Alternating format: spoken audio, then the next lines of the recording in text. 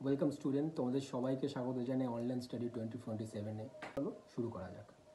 তো আমরা এক্সপ্লেন করবো এখন যে রেন্ট আর ল্যান্ড ইউজ প্যাটার্ন যে হয় তার সঙ্গে কী রিলেশন আছে। ওকে, তো রেন্ট আর ল্যান্ড ইউজ প্যাটার্নের মধ্যে রিলেশন জানার আগে সব থেকে আমাকে আগে বুঝতে হবে যে তোমার ইকোনমিক রেন্টটা কী। ইকোনমিক রেন্ট যদি খুব আমি সিম্পল একটা ল্যাঙ্গুয়েজে বলি, তাহলে ইকোনমিক রেন্ট হলো যে পার্টিকুলার একটা জমিতে যত আমার নেট প্রফিট বা ইনকাম হয় সেটা আমার সিগনিফাই করে সেই পার্টিকুলার জমির যে ভ্যালু অথবা রেন্ট সিস্টেমকে, ভ্যালু বা রেন্ট সিস্টেমকে।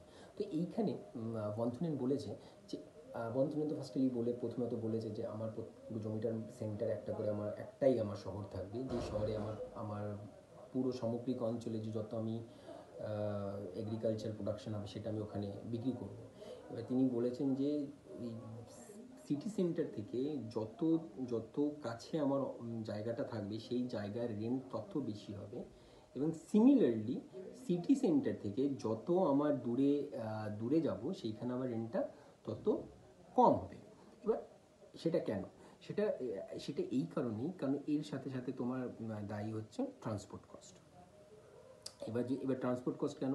এবার সাপোজ ধরো এটা হচ্ছে মার্কেট, এই ডায়াগ্রামে ধরো এটা হচ্ছে মার্কেট, এবং এই মার্কেটে ধরো এইখানে একটা ফার্ম আছে, ধরো এইখানে একটা ফার্ম আছে, basic simple language.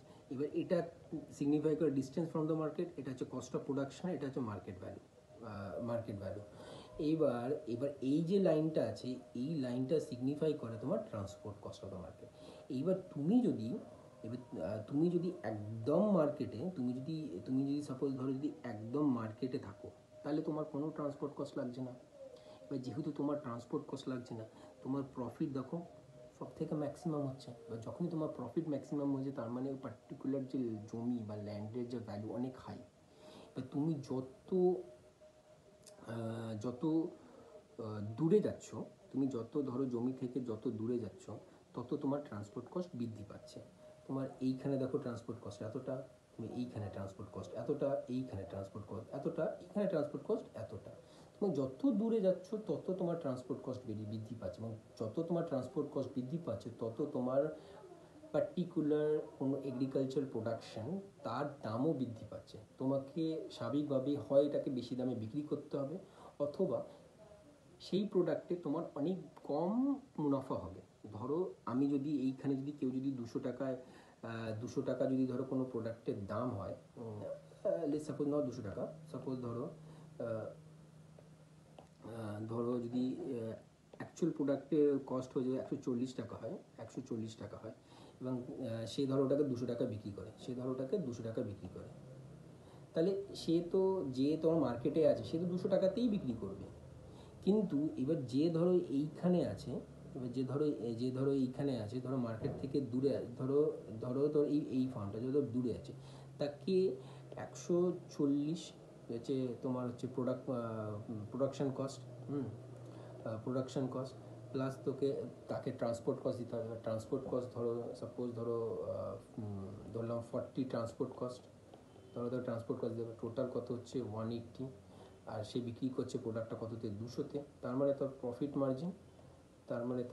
Profit margin হচ্ছে আমার 20 টাকা। কিন্তু যে মার্কেটে আছে তার প্রফিট মার্জিন কত হচ্ছে, প্রোডাক্ট 140 টাকা দাম, তার প্রফিট মার্জিন হচ্ছে 60। তার মানে যত মার্কেটের কাছে থাকবো তত আমার প্রফিট বেশি হবে। প্রফিট বেশি মানে আমার পার্টিকুলার জমির যে আমার নেট প্রফিট, ল্যান্ডের নেট প্রফিট সেটা বেশি মানে অবভিয়াসলি আমার রেন্ট বৃদ্ধি পাবে। তো তিনি বন্ধনেন বলেছে যে যত আমি আমার পার্টিকুলার সেন্টার, মানে পার্টিকুলার হচ্ছে যে সেন্টার থেকে আমি যত দূরে যাব তত আমার রেন্ট আমার কমবে যত দূরে যাব, এবং পার্টিকুলার রেন্ট যত আমি কাছে যাব তত আমার রেন্ট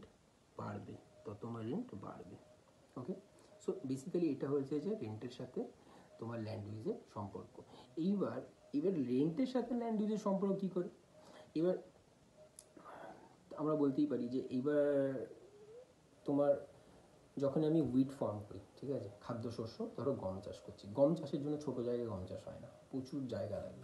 তো স্বাভাবিকভাবেই কেউ যদি মনে করে যে শহরের পাশে গিয়ে গম চাষ করবে, সেটা তার মানে তার প্রচুর জমি লাগবে এবং সেই জমিতে তার যা প্রফিট হবে, বরঞ্চ সেই জমিতে সে যদি ধরো অন্য কোনো ফার্মিং করে যেগুলো অনেক কম জায়গাতে হয়, তার অনেক লাভ বেশি হবে।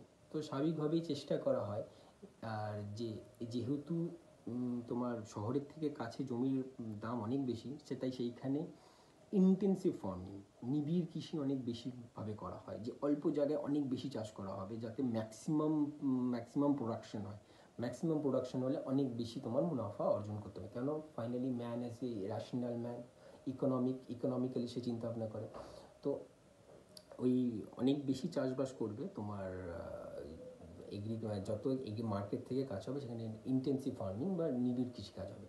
আর যত দূরে যাবে তত এক্সটেন্সিভ ফার্মিং বা ব্যাপক কৃষিকাজ হবে। ব্যাপক কৃষিকাজ যেখানে জমির দাম অনেকটাই কম, সেখানে জমির অত বেশি টাকা লাগবে না এবং অনেকটা জায়গা জুড়ে তারা চাষবাস করতে পারবে। তো আমরা দেখব নেক্সট ট্রান্সপোর্টের সাথে ডিস্টেন্সের সাথে আমার ল্যান্ড ইউজের কী সম্পর্ক। তো ডিস্টেন্স সাথে ল্যান্ড সম্পর্ক একটা খুব ভালো একটা খুব ইজি একটা সূত্র দিয়ে এক্সপ্লেন করেছে বন্ধুনে। তিনি বলেছেন P is equal to V minus E plus T. P মানে হচ্ছে প্রফিট, ভি মানে হচ্ছে ভ্যালু মানে হচ্ছে আমার মার্কেট ভ্যালু, মানে হচ্ছে আমার ধরো মার্কেট ভ্যালু, মানে হচ্ছে মার্কেট ভ্যালু, ই মানে হচ্ছে আমার প্রোডাকশন কস্ট, আর টি মানে ট্রান্সপোর্ট কস্ট। ওকে, তো তিনি দেখিয়েছেন যে দুটো দুটো পার্টিকুলার প্রোডাক্ট দেখিয়েছেন।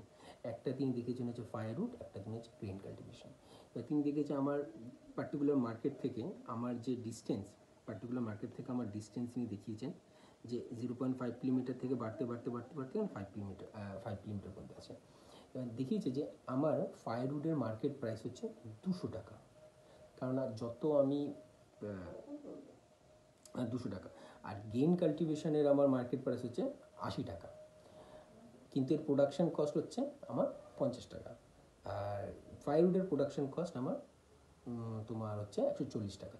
তো বেসিক্যালি যদি আমি দেখি এদের যদি আমি একদম সেন্টারে মার্কেটে থাকি, তো মার্কেটে থাকলে এটা আমার হবে 60 প্রফিট।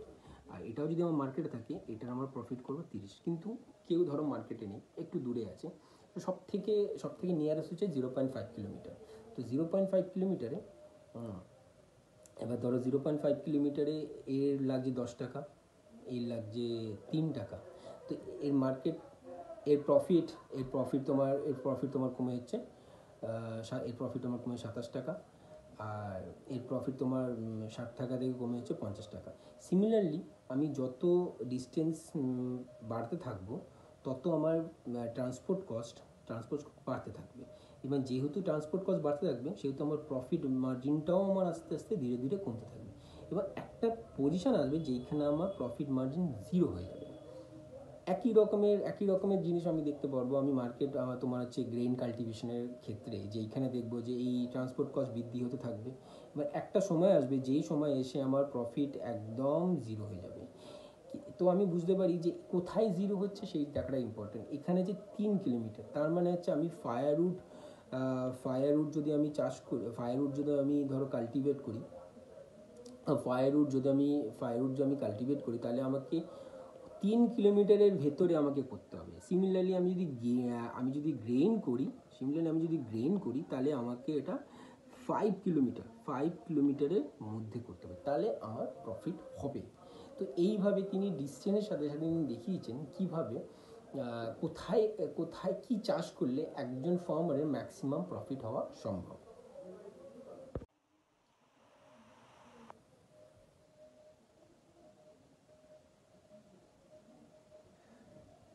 তো আরেকটা ভালো ডায়াগ্রাম আছে, যেই ডায়াগ্রাম দিয়ে এটা খুব ইজিলি এক্সপ্লেন করা যায়, যেইখানে আমি জোনটাও এক্সপ্লেন করতে পারি। তো পরবর্তীকালে আমি এই জোনটাই আলোচনা করব।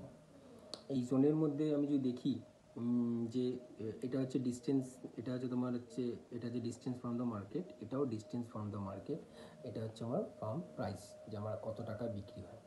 ওকে, তো আমি দেখতে পাচ্ছি যে এইটা হচ্ছে আমার ফার্ম প্রাইস অফ ভেজিটেবল, আর এই লাইনটা হচ্ছে ফার্ম প্রাইস অফ হুইট। তো এটা হচ্ছে ফার্ম প্রাইস অফ ভেজিটেবল, এটা ফার্ম প্রাইস অফ হুইট। আমি দেখছি যখন আমি মার্কেটের সেন্টারে থাকছি, মানে জিরো মানে ধরো মার্কেট ধরে নিলাম আমি, বা okay let's write it as market, let's write it as market. ধরো আমি ধরো এইখানে ধরো হচ্ছে যদি মার্কেটে থাকি, তাহলে এবার এইখান থেকে যখনই আমি থাকছি তখন আমার ভেজিটেবলের ক্ষেত্রে সব থেকে বেশি আমার প্রফিট হওয়ার সম্ভাবনা আছে।